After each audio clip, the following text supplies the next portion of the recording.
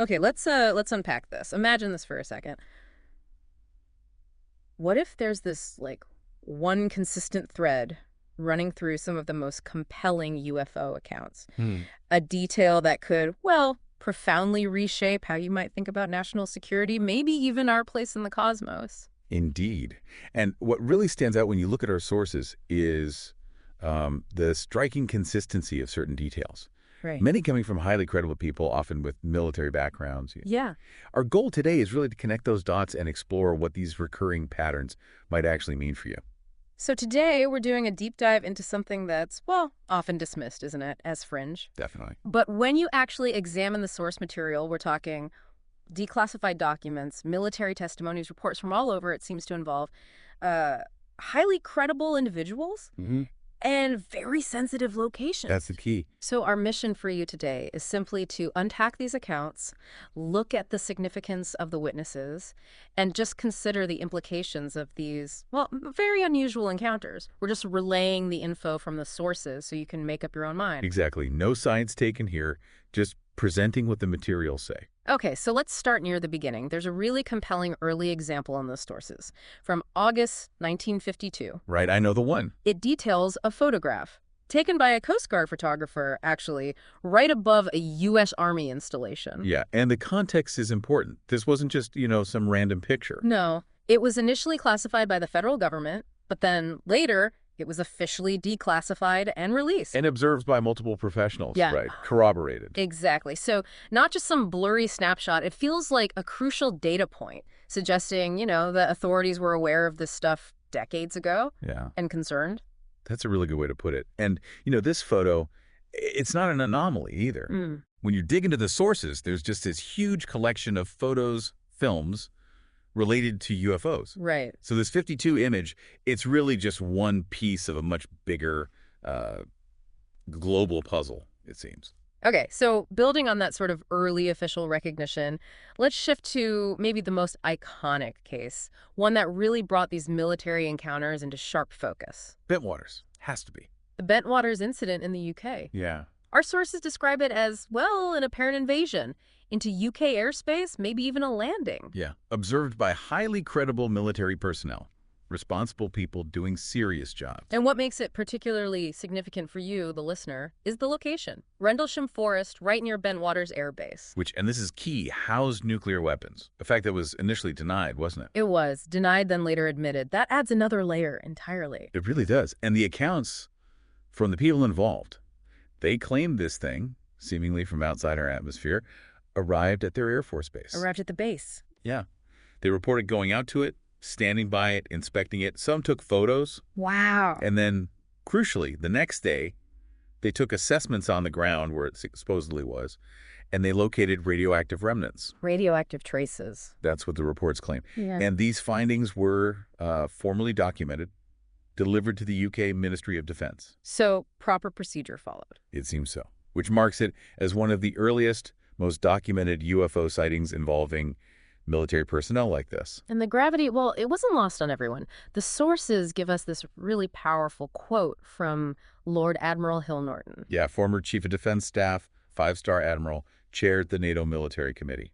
A very serious figure. Exactly. His perspective is, well, telling. What did he say? Okay, so the quote from the sources is, "There are objects within our atmosphere that are technologically far in advance of anything we can create, Mm-hmm. and we have no means of preventing their arrival here. There is a serious chance that we are now being visited, and have been visited for several years, by entities from other cultures in space." He actually said that. Visited by entities from other cultures. That's the quote provided.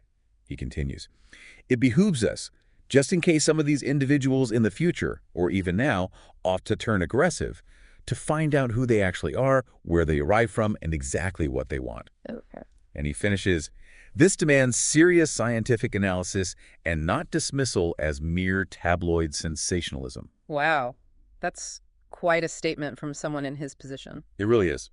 Yet, despite that, the UK Ministry of Defence's official line, according to the sources, was that Bentwaters had no defense importance. Yeah, that's the official statement mentioned. It just It begs the question, doesn't it? How can you tell people who served at a nuclear weapons facility, trained military people, that what they all saw, Or experience together. right, that it was just what, a mass hallucination, and then claim it has no defense significance? It just doesn't really add up, does it? It seems contradictory based on the reported details and witness credibility. And what's even more striking for you as we dig deeper into these sources is that this isn't just a UK thing or a US thing. No, not at all. This pattern seems to be, well, global.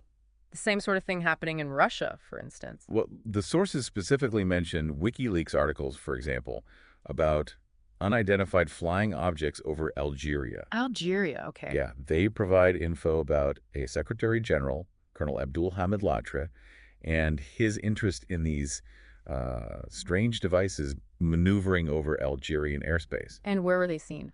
Again, near military installations, seen by responsible individuals, though the actual list of names is, blocked out, redacted. Their military staff, presumably. Presumably. That's what the document suggests. And it's important for you listening to grasp this isn't just a handful of reports we're talking about. Not at all. Our sources point out that hundreds of these people, military, pilots, other credible folks, have actually come forward publicly. Yeah, hundreds. And one really specific example that stands out is Professor Robert Jacobs.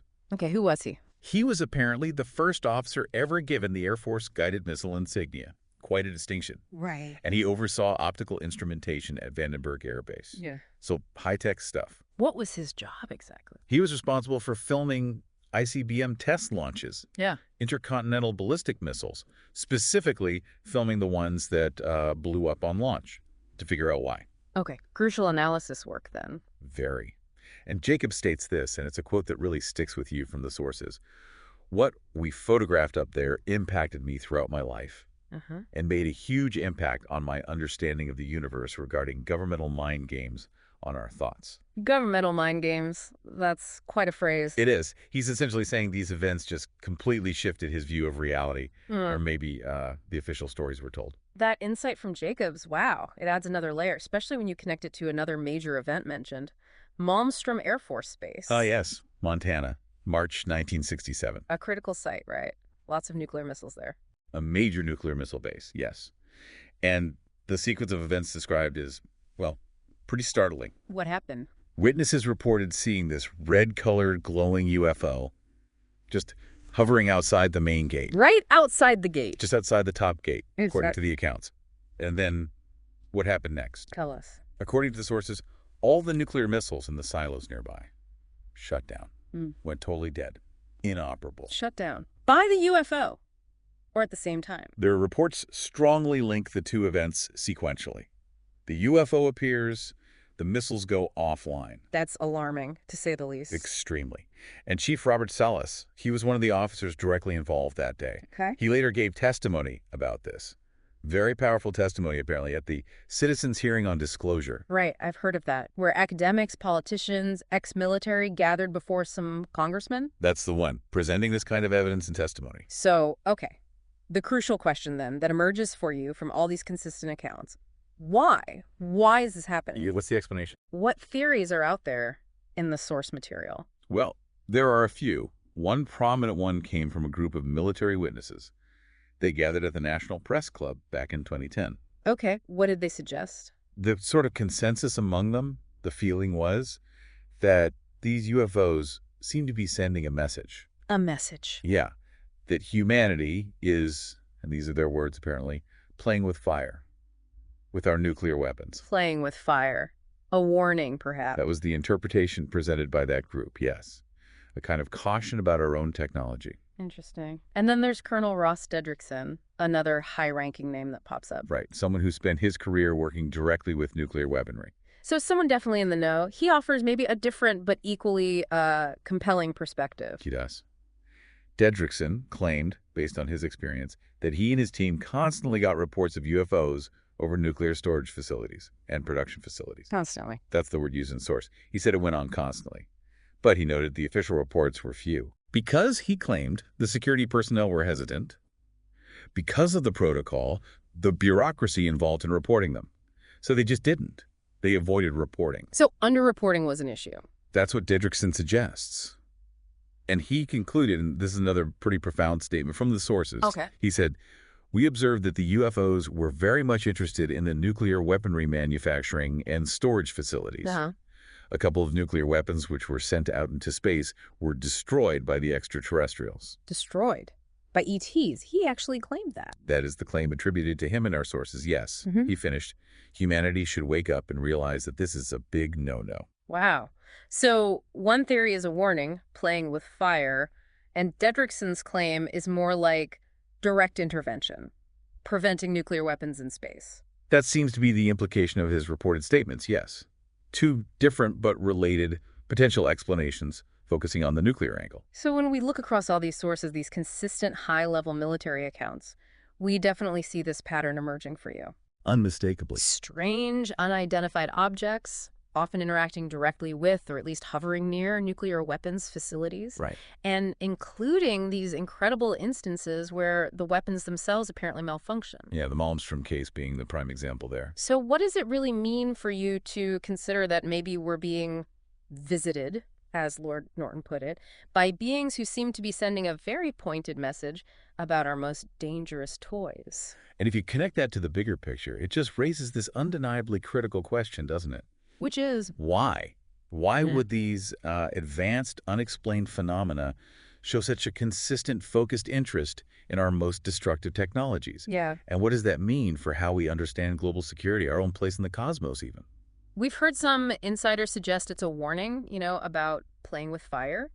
For you listening, what are your ideas? Does that resonate? Or do you lean towards something like Dedrickson's account of intervention? And maybe more importantly, what steps, if any, should humanity be taking to, as Lord Norton urged, find out who they actually are, where they arrive from, and exactly what they want? It's a huge question prompted by these accounts. Definitely something to think about. We really encourage you to look into the declassified files mentioned in the sources yourselves.